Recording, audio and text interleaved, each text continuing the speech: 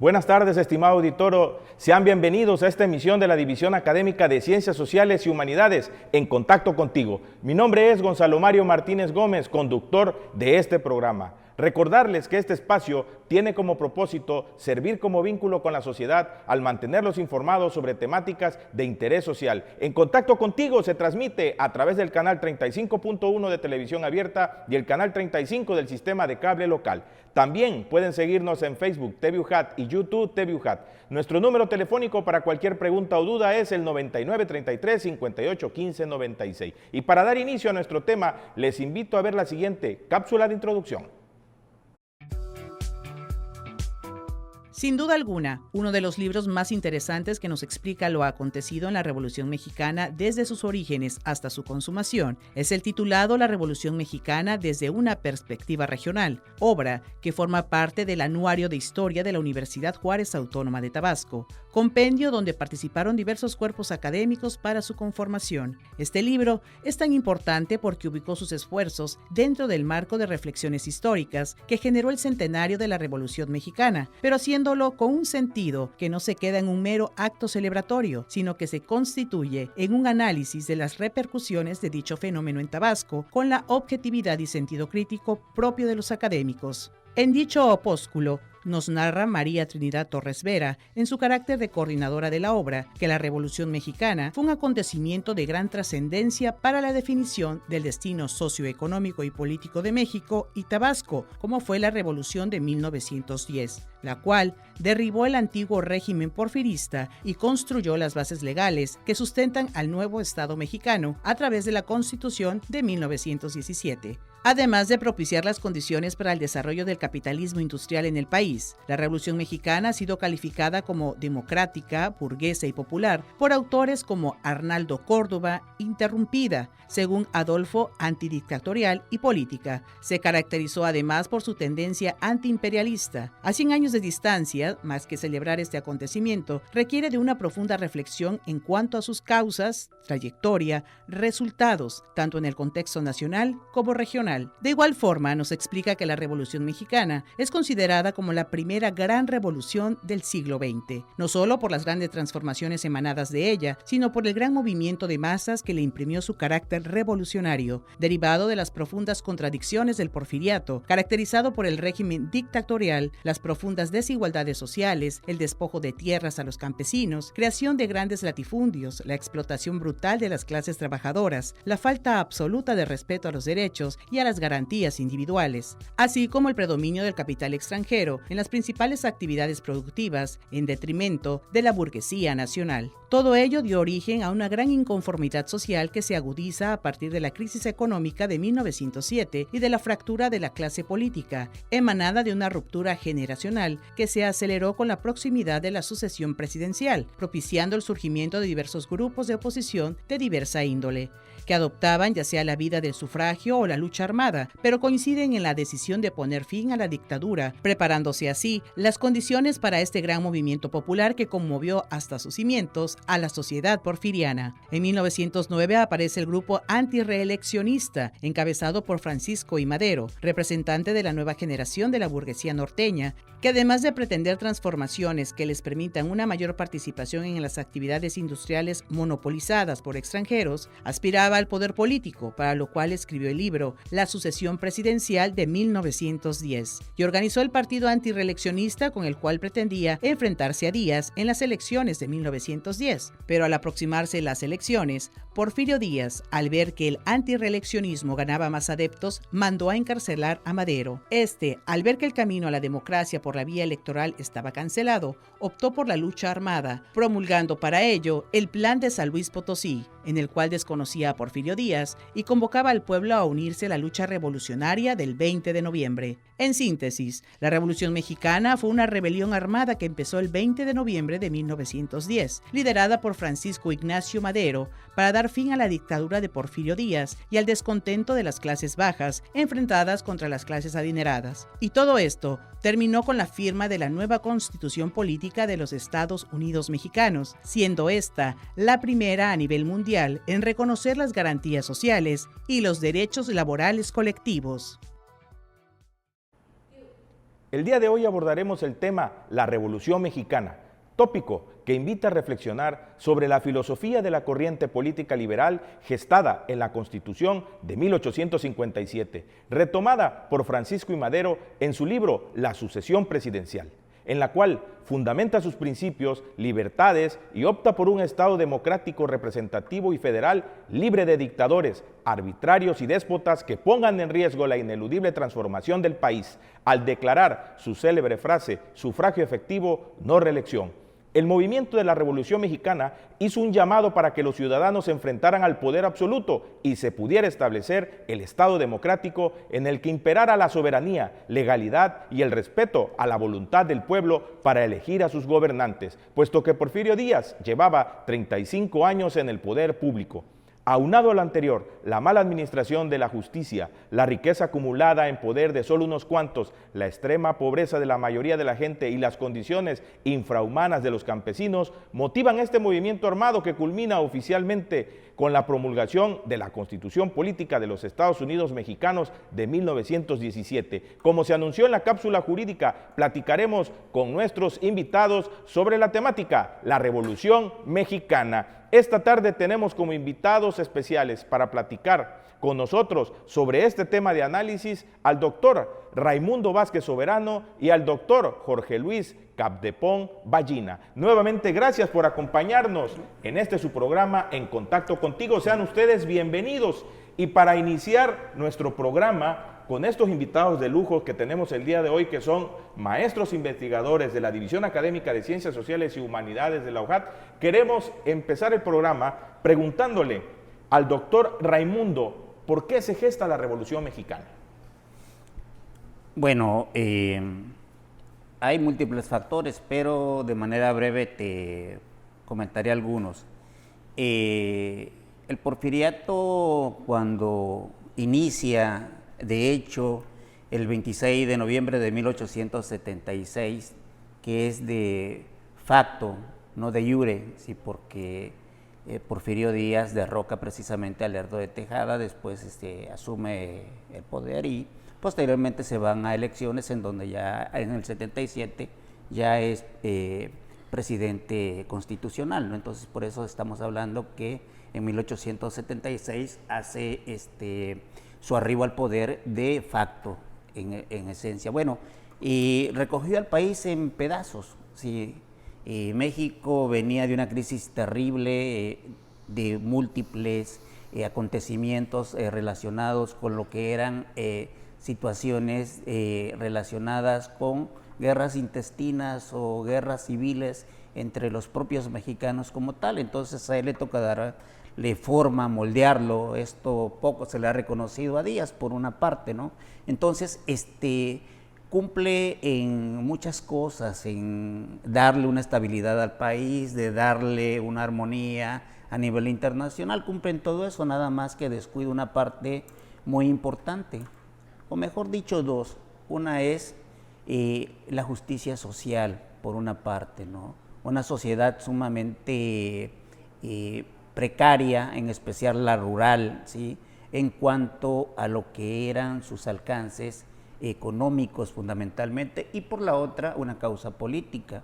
Porfirio Díaz se enquista en el poder con un grupo, sus amigos generales, que ya para 1910 eran personas de edad avanzada, vamos.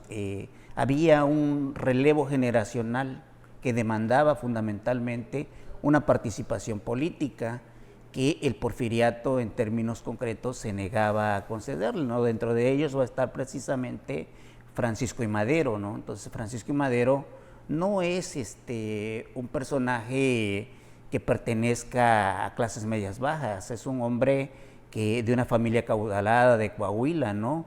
Coahuila estaba controlada en especial por dos familias, ¿sí?, que posteriormente se convierten en revolucionarios, mejor dicho, por tres. Una es de segundo nivel, pero eran los Carranzas por una parte y los Madero por la otra, ¿no? Entonces Venustiano Carranza también es parte del porfiriato, es más del porfiriato que de la revolución, y eso ya explicaremos más adelante por qué se da este tipo de cuestiones. Bueno, esos son los dos puntos fundamentales que van a originar esencialmente lo que es una movilización de un grupo de la clase media para iniciar el proceso de relevo o de cambio de Porfirio Díaz. Al ver que no lo pueden lograr mediante las vías legales, optan precisamente por lo que es un movimiento armado. Quisiera agregar aquí, para concluir este primer punto, una cuestión fundamental. Tradicionalmente se ha dicho que son las clases pobres, menesterosas, que están en los niveles más bajos, quienes son los que promueven las revoluciones o las hacen, ¿no? No es así. Si no, América Latina y México concretamente estaría lleno de revoluciones, es decir, desde hace mucho, ¿no? Sin embargo, no es ahí donde se gestan. Son las clases medias fundamentales cuando se sienten desplazadas, ¿sí?, de lo que es, lo que ellos consideran un derecho de participación política. Y ese va a ser el caso de Madero, y ese va a ser el caso fundamental, digamos, a nivel general de la Revolución Mexicana, si podemos hablar de ella a nivel general, porque ya matizaremos después cómo a nivel de lo regional las causas por las cuales se origina la Revolución Mexicana serán múltiples, ¿sí? Gracias. Doctor Capdepón, ¿cuáles fueron las razones por las cuales se pretendía derrocar a Porfirio Díaz mediante el movimiento de la Revolución Mexicana? Ya lo ha señalado el doctor Raimundo, esta demanda de justicia social, porque durante el porfiriato se le dio un mayor impulso al aspecto económico, pero se olvidó de la parte de la sociedad en general, la atención, por ejemplo, de temas como el campo, la salud, la educación, ¿no? Y en las ciudades, la parte de los trabajadores de las fábricas y, por supuesto, y matizando lo que decía el maestro Raimundo, el tema de la libertad política. Creo que son temas importantes que impulsan a los grupos de la clase media a replantear la política del país como la estaba llevando Porfirio Díaz, porque en gran medida la política pública favorecía primordialmente a los banqueros, pequeños constructores, comerciantes particularmente, y lo vamos a ver para el caso de Tabasco, y a una pequeña élite económica que era la que concentraba la riqueza y las oportunidades en el ejercicio tanto del poder como de la posibilidad de seguir acumulando más riquezas. No es una revolución, como decía el doctor Raimundo, encabezada por los desplazados o los desprotegidos, sino por una clase media que demanda espacios, y eso pasa en la mayor parte de las revoluciones. Quienes encabezan son grupos que se sienten al margen o desplazados, pero con muchas posibilidades de tomar el control y el poder. Doctor Raimundo, ¿cómo germina la oposición contra Porfirio Díaz?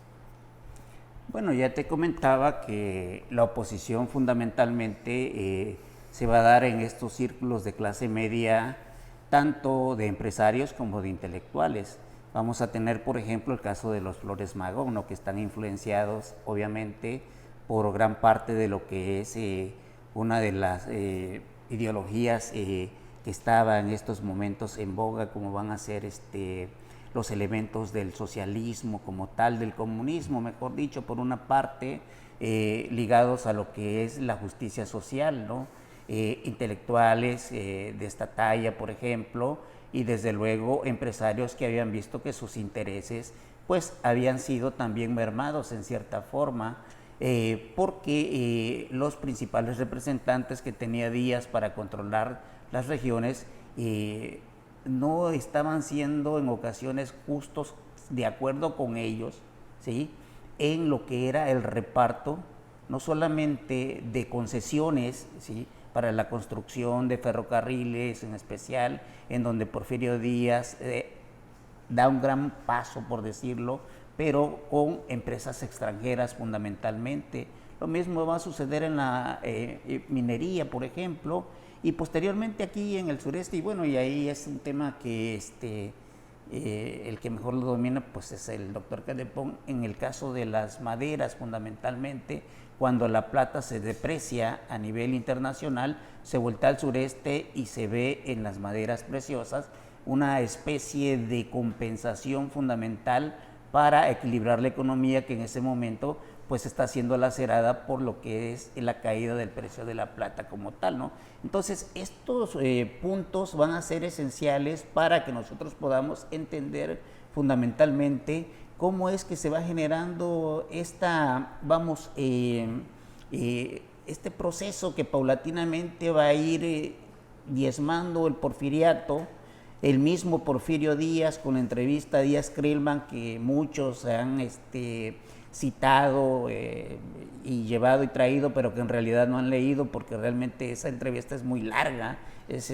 Solamente han citado 2 que 3 cositas, ¿no? Entonces, bueno, he escuchado a veces y pues me llaman la atención en este caso, ¿no? Pero ahí pues prácticamente Díaz da a entender en cierta forma la posibilidad de que se puede competir políticamente, ¿no? Pero en la realidad no sucede eso, ¿no? Entonces Madero es uno de los que principalmente con los hermanos Vázquez Gómez, entre otros, va a participar precisamente en estos movimientos para organizar un partido que sea lo suficientemente competente para tratar de hacerle oposición a Porfirio Díaz. Ahí se va a reclutar precisamente a lo que va a ser José María Pino Suárez, quien es un agente, podríamos llamarle en estos momentos de izquierda en la península yucateca, ¿no? Entonces, en donde él prácticamente desarrolla toda su actividad, tanto política como lo que va a ser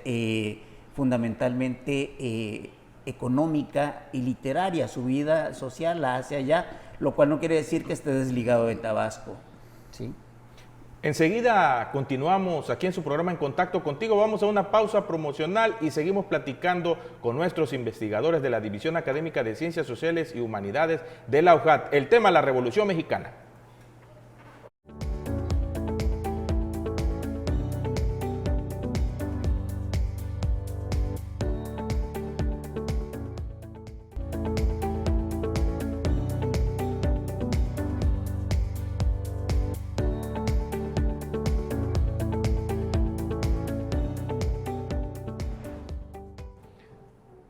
Continuamos en su programa En Contacto Contigo. Recuerden que estamos platicando acerca de la temática La Revolución Mexicana.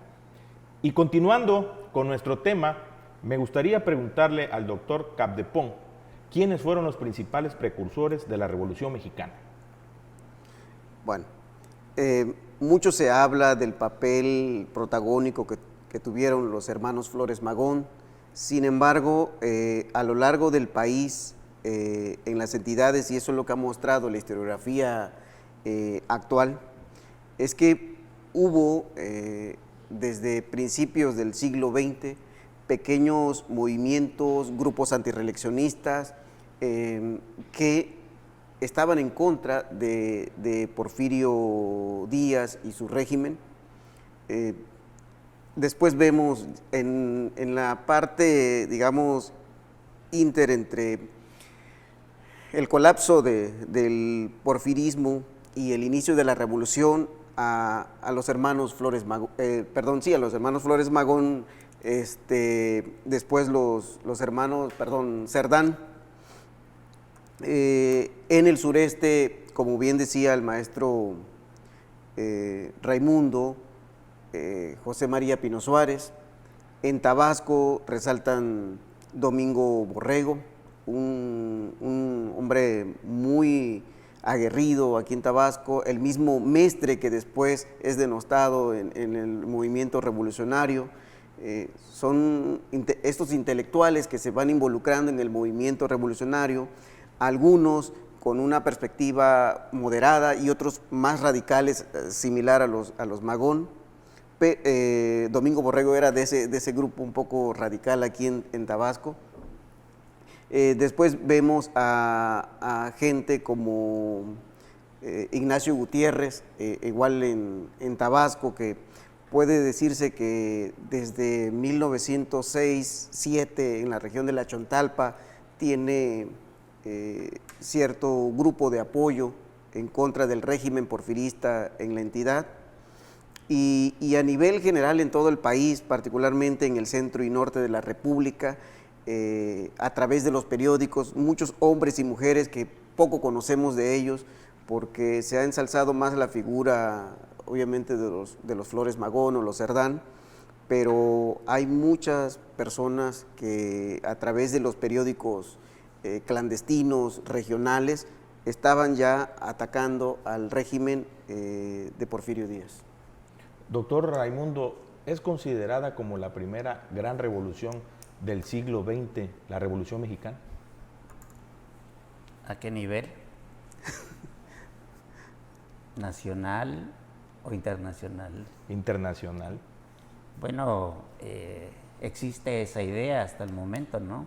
Posteriormente sería la rusa, ¿no? Entonces, dentro de lo que es el ámbito de muchas revoluciones que en términos amplios cumplen con ese calificativo fundamentalmente desde una perspectiva conceptual, debemos de dejar muy claro que una cosa es una revolución, otra cosa es una revuelta y otra cosa es una rebelión, ¿sí?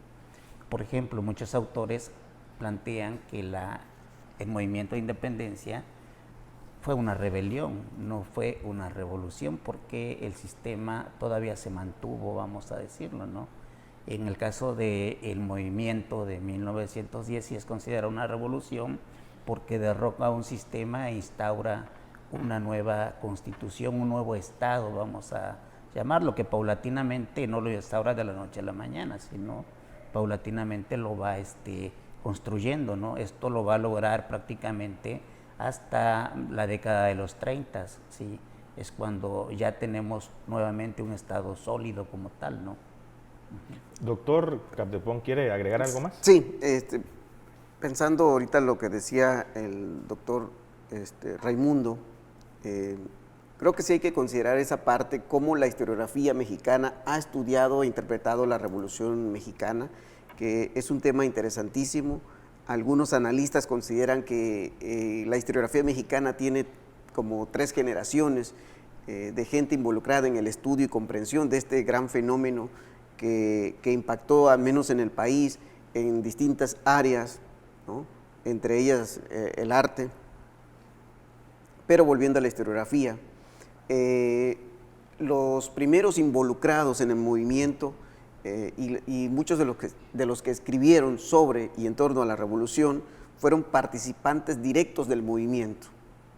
Y eso implica que gran parte de sus escritos tienen esa carga ideológica pro o en contra de los diferentes grupos o facciones que participaron en la revolución, pero destacan algunos que plantearon temas centrales de discusión en torno a por qué se gesta la revolución y que llevan a calificarla si es o no una revolución como tal, como decía el doctor Raimundo. Molina Enríquez, por ejemplo, plantea desde 1907-8 en su libro Los grandes problemas nacionales, cuáles son los temas centrales que tiene nuestro país y que el gobierno debía atender, ¿no? Otros historiadores y antropólogos, sociólogos, politólogos, como por ejemplo Manuel Gamio, plantea que uno de los grandes problemas de la conceptualización de la revolución y por qué puede decirse que no fue como tal toda una revolución de masas, es que gran parte de la población mexicana estuvo excluida de estos proyectos y es la parte de los grupos indígenas, que no se sentían parte de ese México que estaba en el enfrentamiento armado, ¿no? Y ya de ahí vienen otros autores que alegan que la revolución se hizo con fines de esa justicia social que hablábamos hace un rato y que le dan el toque de revolución. Y ahí tenemos, por ejemplo, a Ramón Beteta, Vicente Lomardo Toledano y otros que plantean que la revolución en la segunda generación de análisis y crítica con la revolución, plantean que la revolución se ha quedado corta y no cumple con las expectativas que se habían planteado. Por lo tanto, no podría ser como tal una revolución, sino que quedó truncada o no cumplió con las expectativas, o bien otros que ya había terminado como tal la revolución. Entre ellos tenemos autores como Jesús Silva Gerson, Daniel Cosío Villegas, y con la generación revisionista de la historiografía mexicana que se origina a partir de los años 70, plantean que la revolución quedó interrumpida, o más bien que en general no hubo una revolución, sino un cambio en el ejercicio como tal del poder y entre un mismo grupo. Entonces, por lo tanto, no hubo un cambio y las revoluciones lo que implican son cambios drásticos, y en este caso no lo hubo, sino fue una transición del poder de una generación a otra, pero con un mismo fin. Entonces tenemos esas vertientes en la historiografía y por eso no nos atreveríamos a definir si fue una gran revolución, comparada como lo que ocurre en Rusia y en China, por ejemplo, que ahí sí hubo todo un concepto uniformado, y aquí son muchos movimientos en uno solo, porque pareciera que todos tratamos, o mucha gente trata de explicar la revolución como un movimiento que tiene un progreso, es decir, empieza y va cambiando y modificando y vamos mejorando hasta lograr todos los principios de la revolución, y que todo fue un movimiento uniforme con un mismo ideal. Y en general, al ir desmenuzando la revolución, vemos diferentes proyectos en el mismo, y es lo que dificulta poder considerarla como tal una gran revolución, y en general se impone más bien un grupo y una perspectiva dentro de todas estas que ocultan o tapan en gran medida otros proyectos que quedaron en medio de toda la gesta. Doctor Raimundo, ¿cuáles fueron los momentos más significativos de la Revolución Mexicana? Bueno, retomando un poco lo que el doctor Catepón acaba de mencionar, quisiera agregar algunos elementos y pasamos a la pregunta o el interrogante que acabas de realizarme. En cierta forma estoy de acuerdo con el doctor Catepón en cuanto a la Revolución Mexicana, si fue o no una gran revolución. Lo que sí estamos de acuerdo es que fue una revolución, que si quedó trunca, que si quedó a medias, eso ya es objeto de debate entre los historiadores actualmente. Bueno, y el desarrollo del análisis historiográfico de la Revolución Mexicana tiene tres momentos, vamos a llamarle. El de los protagonistas primero, ¿no? Aquellos que, como bien dice el doctor Catepón, fueron actores, juez y parte, diríamos, del movimiento revolucionarios, y para ellos no hay otra revolución que la que ellos hicieron, y las pugnas que entre ellos se generan en cuanto al debate fundamental del movimiento está a la orden del día. Por ejemplo, para el caso de Tabasco vamos a tener el caso de Félix Fulgencio Pallavicini, vamos a tener el caso de Alfonso Taracena. Por otra parte, vamos a tener a Isidoro Cortés, incluso al propio Santa María, ¿no?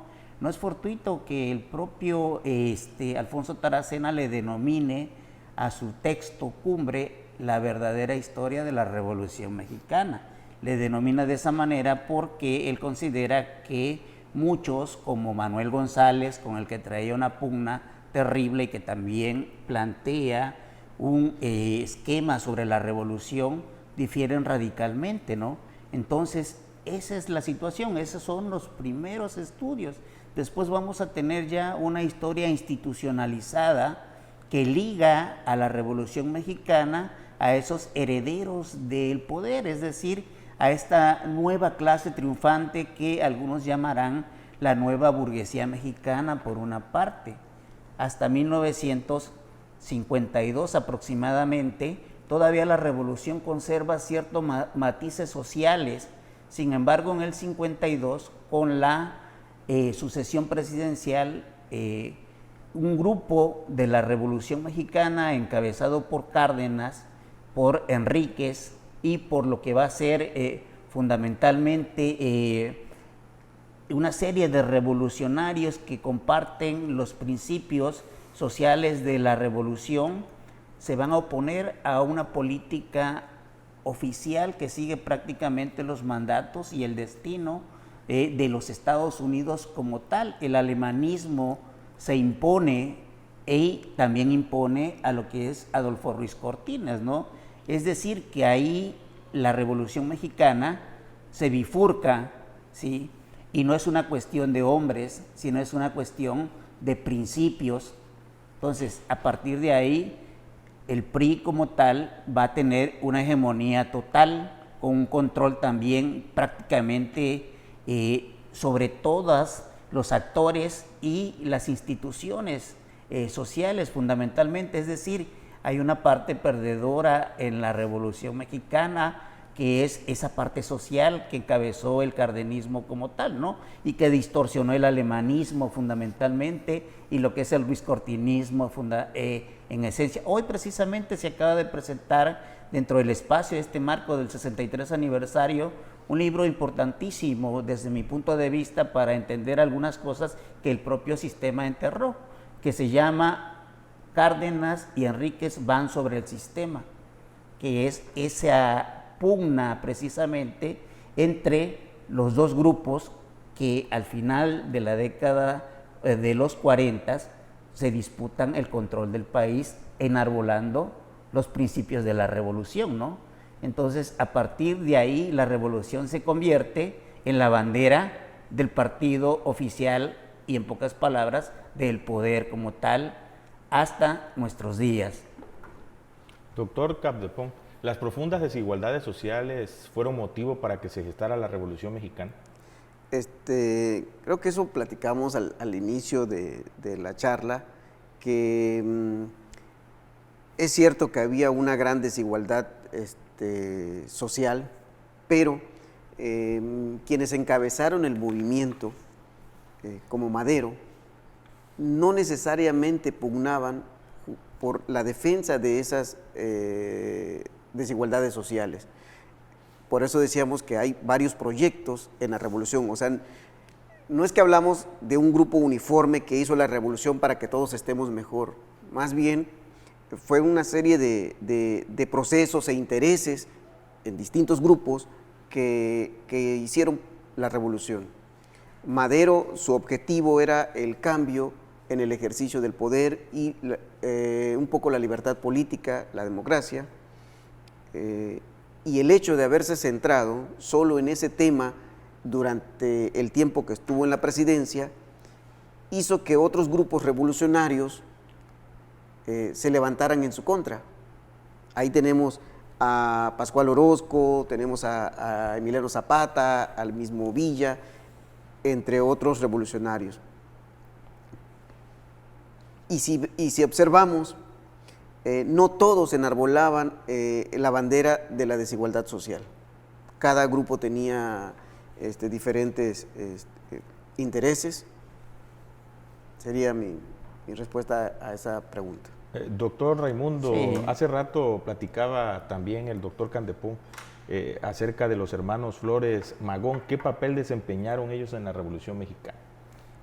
Pues te diría lo siguiente al respecto, ¿no? Ya hemos enfatizado sobre eso, ¿no?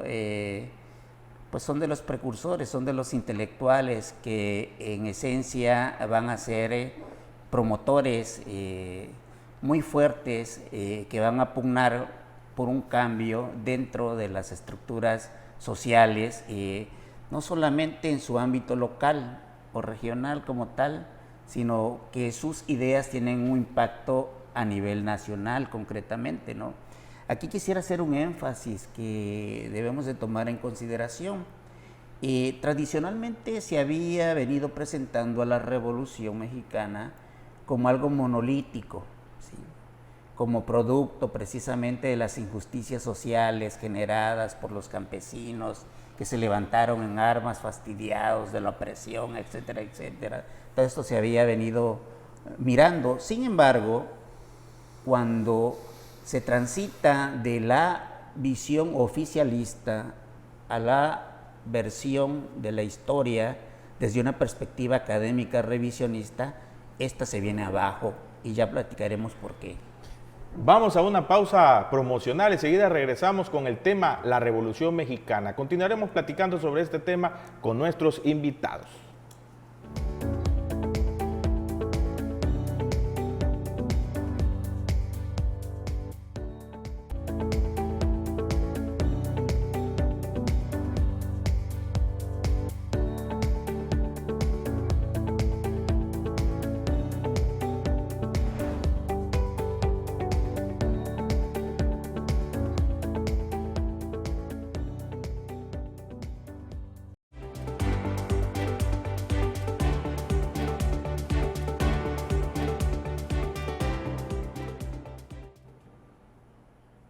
La División Académica de Ciencias Sociales y Humanidades les invita a que por medio del aula virtual asistan al foro académico titulado La Educación Básica, Resiliencia y Desafíos durante la Pandemia por COVID-19. Esta actividad se realizará el martes 23 de noviembre y miércoles 24 de noviembre del año en curso a partir de las 10 horas. Del mismo modo, se les invita a que por medio del aula virtual asistan al foro académico hacia la eliminación de la violencia contra la mujer a realizarse el jueves 25 de noviembre del presente año a partir de las 13 horas. La ponente será la maestra Rosy Laura Castellanos Mariano, presidenta de Cultura y consejera consultiva del IMujeres de la Ciudad de México. Continuamos aquí en su programa En Contacto Contigo y seguimos platicando con nuestros invitados sobre la temática La Revolución Mexicana. Doctor Raimundo, entonces, actualmente, ¿de qué forma miramos a la Revolución Mexicana? Bueno, retomaré algo de lo que ha planteado el doctor Caldepón. A partir de la década de los 70s, la visión historiográfica de México va a cambiar y va a impactar a la revolución como tal, ¿no? Empiezan a surgir estudios en donde la Revolución Mexicana se empieza a mirar ya no desde una perspectiva monolítica, sino que se empiezan a detectar que la Revolución Mexicana tiene diversos orígenes de acuerdo a las regiones. Las regiones van a empezar a jugar un papel muy importante, vamos a llamarlo, ¿no?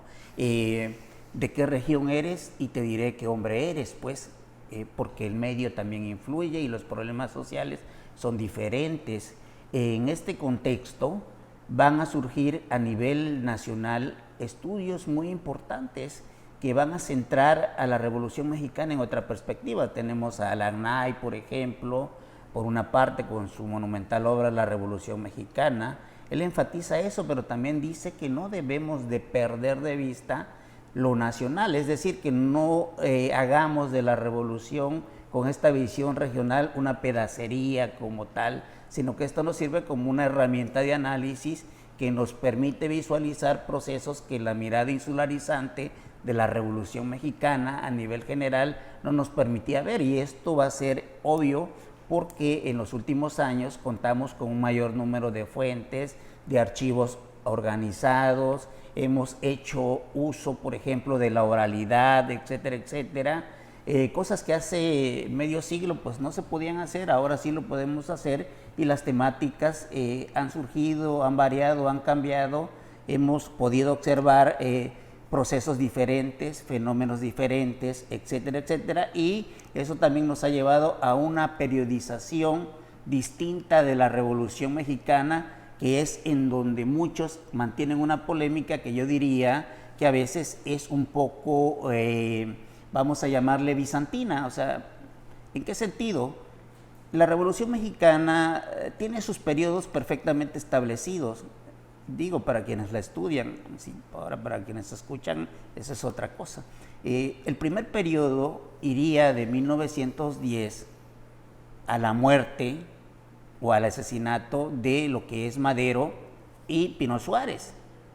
El segundo periodo iniciaría precisamente en 1913 con lo que es el levantamiento armado de los constitucionalistas, que así se darán el nombre posteriormente, en Coahuila, con Carranza a la cabeza, un poco a la fuerza. No me lo des tan por revolucionario, porque él era gobernador del estado después de muchos intentos como tal, ¿no? Es un terrateniente, no está pensando él en una igualdad social, ¿no? ¿Sí? Eso lo debemos de dejar bastante claro, ¿sí? El tercer periodo de la revolución implicaría lo que es del triunfo de los revolucionarios en 1914, por decirlo de esa forma, a la Constitución de 1917 como tal, y la llegada a la presidencia de la República de lo que es Venustiano Carranza. Antes se mantuvo un perfil bajo, no podía ser presidente de la República, se manejó como primer jefe, ¿sí? Que es algo diferente, pero en ese lapso vamos a tener nosotros algo que se nos pasa por alto, que es el choque o guerra civil que se va a dar en el momento en que hay una facción que no está de acuerdo con Carranza, que conocemos como convencionistas, ¿sí? Que eligen su propio gobierno, el presidente de la República, que es Eulalio Gutiérrez.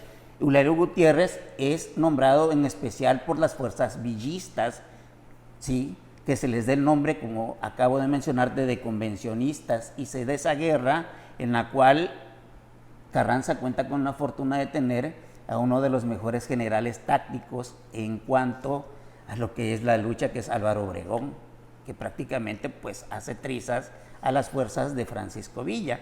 De 1917 a lo que es 1940 hay un gran periodo que nosotros conocemos como de posrevolución.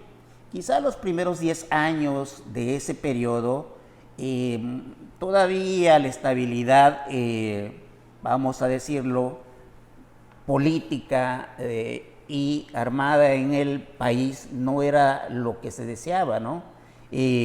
Vamos a tener la rebelión de la Huertista en 1924 y es ahí realmente cuando ya se va a definir fundamentalmente quiénes son los que van a mandar en este país y que van a ser los obregonistas que terminan derrotando precisamente a los de la Huertista, ¿sí? Que esto es tema para largo, ¿no?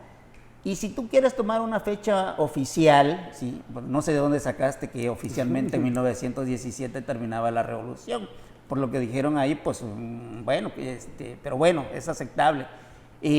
Termina cuando el mismo presidente de la República, Ávila Camacho, en uno de sus discursos expresa: la revolución ha concluido, ha llegado el momento de sentar las bases sociales para el desarrollo social y el bienestar de los habitantes de la nación, ¿sí? Como tal. Y es ahí ya donde iniciamos otra etapa, ¿no? Entonces, esto de que terminó con el neoliberalismo, esa es una, te diré, no tengo demasiado palabras para decirte esta cuestión, ¿no? Siendo historiador serio, pues, o sea, por lo que podemos mencionar, ¿no? Sí. Gracias, doctor. Doctor Capdepón, ¿qué fue de Tabasco en tiempos de la Revolución Mexicana? Bueno, en Tabasco, al igual que en el país, se formaron facciones a favor de los grupos. Por ejemplo, primero tenemos los maderistas. Bueno, en realidad primero están los grupos antirreeleccionistas, entre ellos Domingo Borrego, y otros intelectuales aquí en San Juan Bautista, hoy Villahermosa, que a través de la prensa, pasquines, hacen uso de la crítica hacia el gobierno de Abraham Mandala.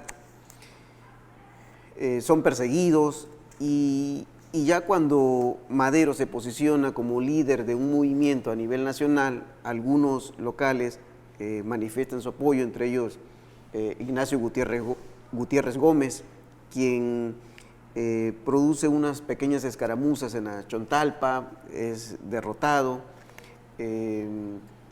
viene el triunfo de Huerta la aceptación de ese entonces gobernador Manuel Mestre, que había sido puesto por los revolucionarios para encabezar el poder en ese momento, pero el hecho que Mestre reconoció a Huerta, y por ejemplo en el norte, Carranza había desconocido a ese gobierno y otros estados, se arma una polémica entre los grupos y los grupos se levantan en contra de Mestre. Mestre renuncia y empieza toda una serie de pugnas entre los propios revolucionarios de la Chontalpa, encabezados por Carlos Green, Ramón Sosa. También tenemos en el Usumacinta un exmaderista y después constitucionalista, Luis Felipe Domínguez Suárez. Y como vemos a estas personas, no estamos hablando del pueblo raso, estamos hablando de una clase media, contratistas, que buscan igual espacios en el medio, a nivel político, pero también porque sus intereses económicos no eran tan favorecidos por el régimen. Entonces empezamos a ver a estos diferentes grupos que al final toman dos posiciones principales, la moderada encabezada por Luis Felipe Domínguez Suárez y la un poco más radical encabezada por la gente de la Chontalpa, entre ellos Carlos Green. Doctor Raimundo, ¿cuáles siguen siendo las promesas incumplidas de la Revolución Mexicana a estas fechas? Bueno, no sé si la revolución haya prometido algo, pero los constituyentes del 1900, finales del 16-17, en la Constitución plasmaron una serie de objetivos, ¿sí? Que se debían de cumplir o alcanzar, ¿no? Y uno de ellos y una de las preocupaciones más grandes era lo de la justicia en especial.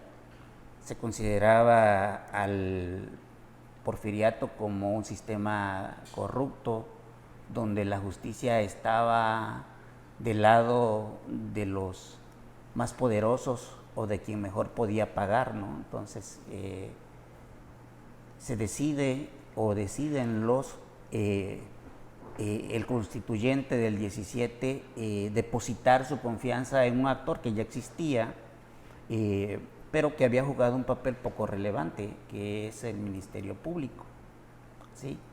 Se consideró que el Ministerio Público iba a ser el garante de la justicia en el país. Así quedó plasmado y finalmente las constituciones locales también lo adoptan, ¿sí? Pues obviamente son una adecuación prácticamente todas de lo que es la Constitución nacional y con sus peculiaridades obviamente estatales o sus problemas estatales. Y bueno, y así surge la figura del famosísimo Procurador de Justicia y sus auxiliares, que eran la Policía Judicial, ¿no? En Tabasco el primer procurador va a ser nombrado un poco antes incluso de la Constitución, porque ya a nivel Constitución local de 1919, de abril de 1919, que va a ser José Hidalgo, ¿sí? Un abogado rojo, por cierto, de los partidario del grupo de Carlos Green, ¿sí? Pero no puede hacer gran cosa porque en esos momentos apenas se está constituyendo y la ley orgánica, la primera ley orgánica del Ministerio Público va a surgir hasta 1921 en el Estado, ¿no? Entonces, sin embargo, ese actor lo distorsionó el sistema, ¿sí? Y terminó en un rotundo fracaso, al igual que sus auxiliares. De ahí la reforma que tenemos precisamente del sistema penal mexicano como tal, que pasó de inquisitorio, ¿sí? A lo que es prácticamente ya un sistema más moderno, por decirle, en el cual se suple la figura del procurador por la figura del fiscal, ¿sí? y se elimina la figura del policía judicial y surge la figura de lo que son la policía de investigación. Entonces, estamos todavía, algunos son partidarios de que esto fue algo fundamental, que cambie, va a cambiar la cara, vamos a llamarle, de toda esta inseguridad que vivimos, etcétera, porque además ya no dependen del gobierno en turno, sino son autónomos. Entonces, se supone que en la práctica ya deberíamos de tener buenos resultados, pero bueno, no soy yo quien deba de decirte si ha dado resultados o no, solamente consulta el periódico del día de mañana. ¿Sí? Doctor Capdepón, quisiera compartirnos algunas conclusiones o consideraciones finales del tema de la Revolución Mexicana. Sí, esto que señalaba el doctor Raimundo, al final de cuentas tiene que ver con el uso que se hace a veces de la historia, en si ya la revolución terminó, si no ha terminado. Digo, lo vemos recurrentemente en los discursos, pero en el sentido práctico del inicio de ese movimiento que estamos hablando de 1910, concluyó al hacerse posible algunas de las demandas de la sociedad y que, bueno, para empezar se institucionalizó el poder con la posibilidad, al menos en el discurso de cambio y rotación a través de un sistema de partidos políticos que sabemos que tiene ahí sus detalles, que solo fue posible hasta finales del siglo XX, pero otros asuntos se llevaron a la Constitución, como el tema de la tierra, la seguridad social, por ejemplo, educación, salud, sí, ¿no? Las horas de trabajo, entre otras, que también hay que aclarar, en gran medida fueron letra muerta durante prácticamente la primera mitad del siglo XX, porque todavía muchas haciendas o incluso en las ciudades, los talleres, seguían explotando laboralmente a los trabajadores. Bueno, lo vemos ahora también. Pero en sentido estricto, esas primeras demandas de la revolución fueron cubiertas en esa primera gran etapa de la revolución, que podemos contar desde el 17 hasta terminar el sexenio de Lázaro Cárdenas. Agradecemos la presencia a este programa de la División Académica de Ciencias Sociales y Humanidades en contacto contigo, a nuestros invitados. Gracias por acompañarnos en esta emisión en la que pudieron compartir con nuestro auditorio sus conocimientos y experiencias del tema la Revolución Mexicana. Sin duda, académicos y profesionistas de reconocido prestigio en el Estado. A ustedes, gracias por sintonizarnos. Les recordamos seguirnos todos los lunes a las 17 horas a través del canal 35.1 de Televisión Abierta y en el canal 35 del sistema de cable local. También pueden seguirnos en nuestras redes sociales, en Facebook, TVUJAT, y YouTube, TVUJAT. Hasta pronto y que sigan teniendo una excelente tarde.